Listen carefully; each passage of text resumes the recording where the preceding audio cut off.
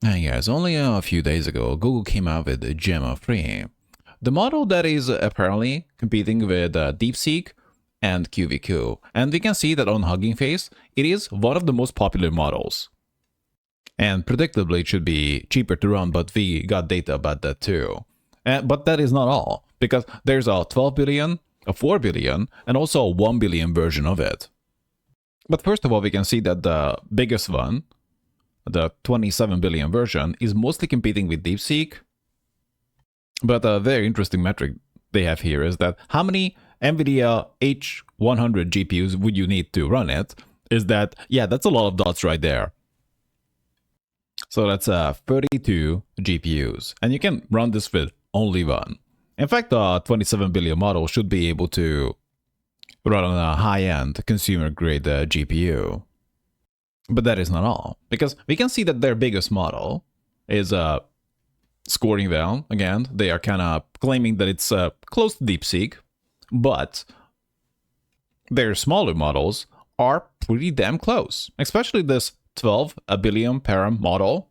It's often closing, scoring very close to this 27 billion model. So, or the same. Now, this might not seem super relevant at first sight, but you gotta understand that if you just want to use an AI, it needs to be smart enough to handle a task.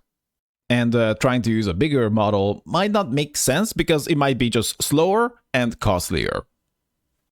This benchmark is not yet updated, but we can see that QVQ32B is slightly positioned above DeepSeek R1. So this is where Gemma might slot in. But the key point here is that this is actually the top of the leaderboard. And especially QVQ32B right now is pretty damn cheap too, and also fast. In fact, it's really drawing into question of the legitimacy of anything else. And when it comes to most useful AIs, we can see that Google Gemini Flash dominates, mainly because it offers a pretty well-rounded value proposition. It's 0-1 in and 0-4 out. It's pretty fast and also has a very favorable context window. But mainly it's the price. And we can see that the runner-up, Claude 3.7, would be pretty dang pricey in comparison.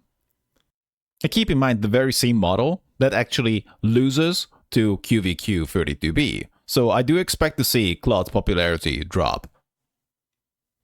And if we look at the trending, then we can see that Gemma, free, is at the top.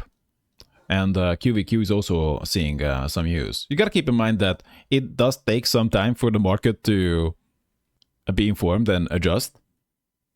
Like, for example, still almost as many people are using Claude 3.5 as they are using Claude 3.7. And the older Gemini Flash is still seeing quite a lot of use.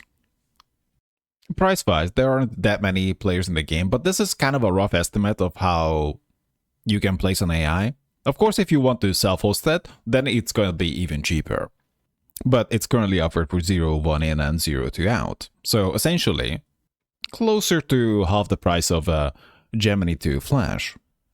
And this doesn't make Gemini Flash pointless. Like, for example, this have a lower context window of 128, and Gemini has 1 million. But it is very competitive. Yet QVQ32B arguably would be even better, because it has a matching context window, but the maximum output is similarly 128 or 131K. Which could be very relevant for some use cases, because, for example, if you tell AI to write your book, then you're not going to get a book. You're just going to get whatever fits into 8,000 tokens, essentially. But with 133,000 tokens, according to a quick answer, that's like 300 and 350 pages. But also a very interesting aspect is the price. So Gemini 2 Flash was 0-1 in and 0-4 out, and seemingly QVQ32B can be run for about half. But not only that, it can be ran fast too. So we can see that this provider, Grok, is running QVQ32B with 408 tokens per second, which is pretty critical if you actually need it. Or you might want to use it as a chatbot, but you actually want it to be responsive, not just like, oh my god, I'm waiting for the answer for like a minute now, what's up?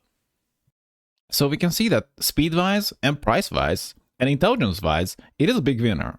So it's only fourth on this benchmark. And it's also one of the fastest, and it's also one of the cheapest. Yet this score is only averaged. And price is somewhat too. So based on this, we can see that the output speed is actually pretty dang good. So we have a bunch of services that kind of optimizing for price, presumably. And others are possibly more balanced, or they are kind of optimizing for speed. Now this is pretty relevant because other models, they can't be that fast, right? So we got R1 here, and the fastest model is 100, the fastest provider here is 100 tokens per second. And QVQ easily goes 4 times as fast. Now, no doubt, you can have very, very, very fast models, but it counts for naught if they suck. And of course, you can try out Gemma in the Google AI Studio. So you're pretty smart, huh? Oh, it tells me what it can do and what it can't do, right? So this is not going to be that different from other AIs. Although, I gotta say that the response speed is much slower here. If I ask, yeah, Gemini 2 pledge, we already got an answer. So there you go. The token speed is better here.